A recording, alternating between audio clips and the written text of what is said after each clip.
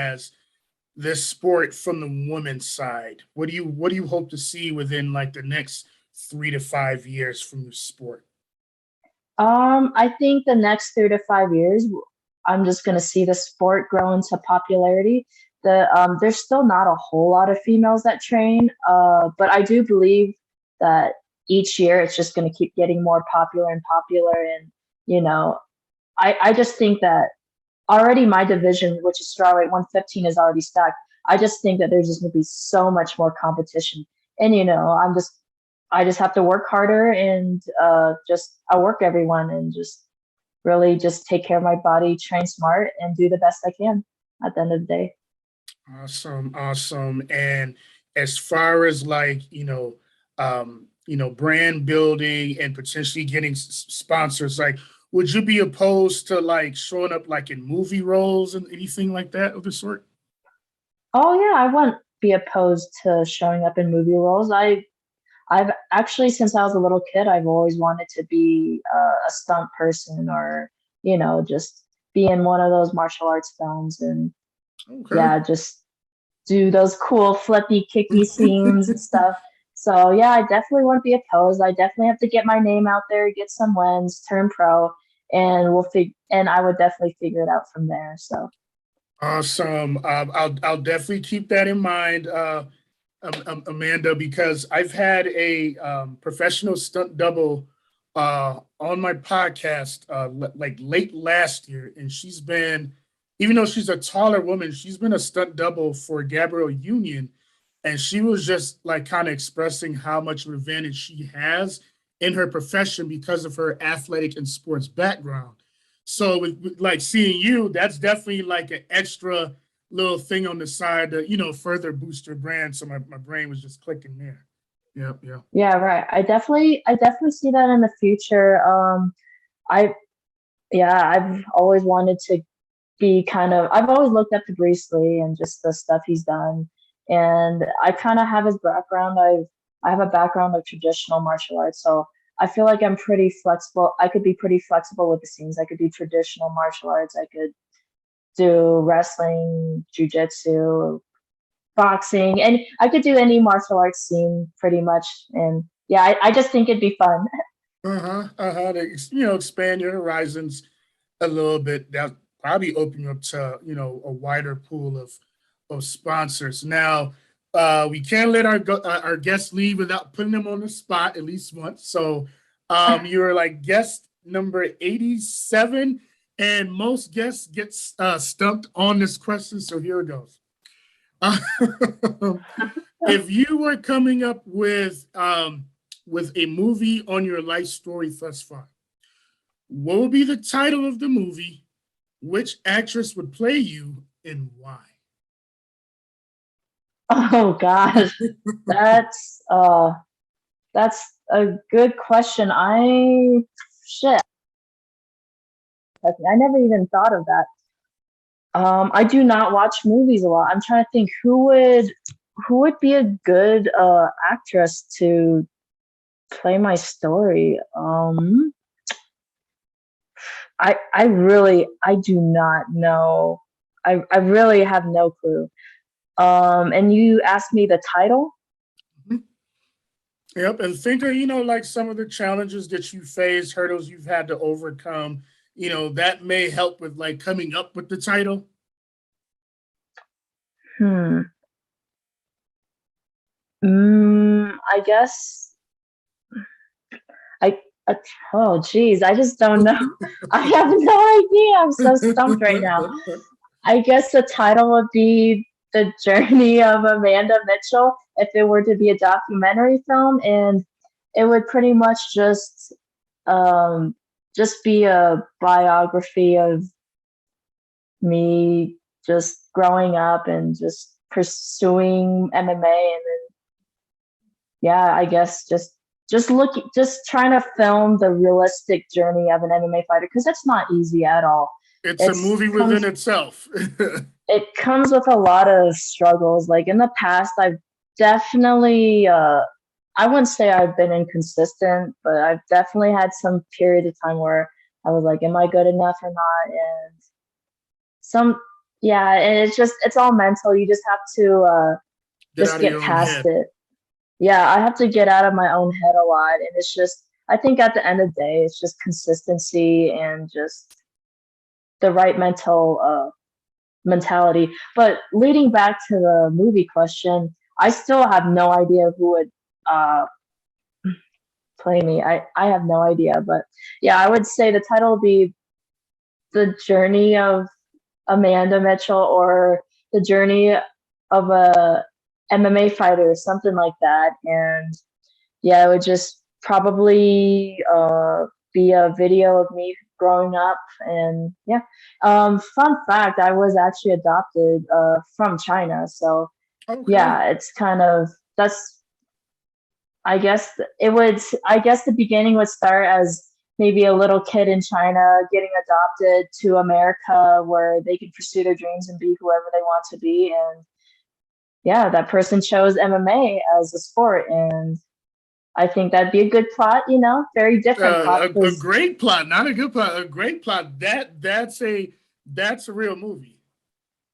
yeah, because I know I definitely have a story, and a lot of MMA fighters can't say that they were adopted at the age of 4 to come to America, and I kind of and the older I get, the more I realize how blessed I am to be in this country because if I wasn't adopted, I'm sure I wouldn't be able to pursue what I'm pursuing now or have the ability to do whatever I want, because when I was in China, I remember the orphanage telling my parents that I was very dehydrated coming into the orphanage. I was about 8 to 9 months. I was like a little infant, and I was just not really taken care of, and who knows what could have happened and stuff. And yeah, my parents just couldn't afford to keep me around, so they sent me to an orphanage and stuff.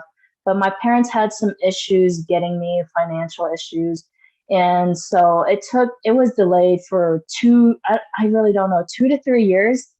Wow. And yeah, they were supposed to get me when I was, I don't know, a year old, a little baby, but that never happened. And, I don't know if you know this, but if you're trying to adopt an orphan, there is an expiration date.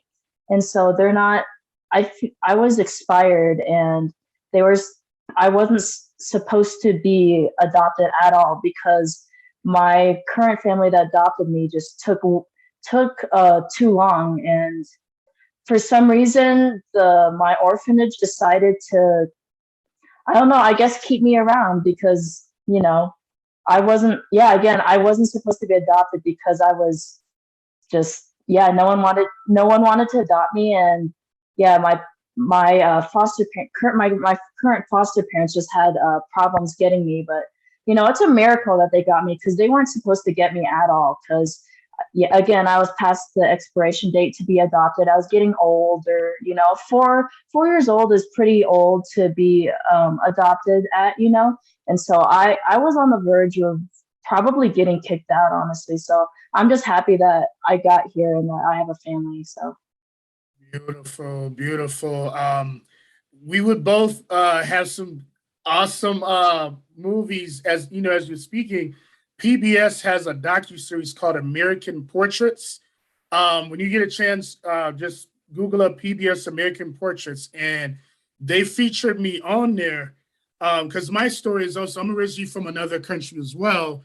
I was born in a West African country called Ghana, uh-huh. and my father was exiled from Ghana, so we fled our country, and I was almost 6 years old when we came to America. So we kind of our family was kind of like all over the place, and some Catholic church did like a fundraiser and was able to reunite me with some of my older siblings. So yeah, we both have a hell of a story to to put on the screen.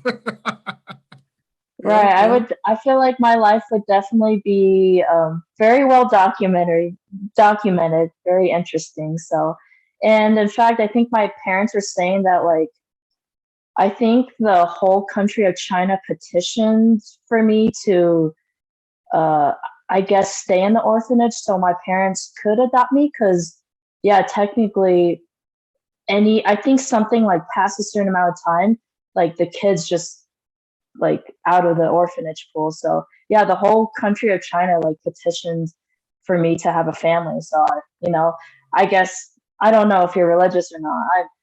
I'm still like finding out, but I feel like it's maybe God's blessing that I'm Oh here, yeah. Oh because yeah. at the end of the day, I feel like, I probably who could it who knows what could have happened. So Yeah. I'm just Yeah. again, I feel like maybe it's just God's blessing that Divine I'm here. intervention. Divine intervention that Yeah, everything it's a falls into miracle. place. Yeah. Yeah. And Amanda, you're definitely the ideal guest for this youth mentorship podcast, because one of the main pieces behind my podcast is growing up in a city like Detroit, where a lot of the youth that I work with, they couldn't really relate to like a lot of the speakers that would come to the schools, because they weren't really speakers of color. So with this podcast, I make a really conscious effort to bring in people from all various spectrums of the rainbow. So, just seeing you, hearing from you, hearing a little bit about your story is definitely very inspiring and very motivational, Amanda. Yeah, yeah, thank you. I'm just happy that I'm in the US and that I have a chance to live the life I want. And what would you say would be like, like what you would look forward to as far as 2022? You said 2022? Just for this year, just a short term. What would you look forward to as far as like a short term goal? My short-term goal right now is to win my next MMA fight and have another one in the books soon and win that one and just keep staying dominant because I know that I have the mindset and the physical capability to do that. And share one more time the time and location of your fight in March. So it's gonna be Mountain. So March 25th. It's going to be at the Stampede in Aurora. I do not know what time I'll be fighting, but I do believe the fight card will start probably around 5 to 6. And I'm not sure the order of when I will fight, but probably within 1 to 2 hours. So yeah, probably around 7 to 8. Okay, okay. Amanda, I want to thank you for thank you for your time and your story. Continued blessings and success. Look forward to following you on your fight career. Awesome. Thank you for having me on this. Thank you. Take care. Yeah. Awesome. You too. Have a good one.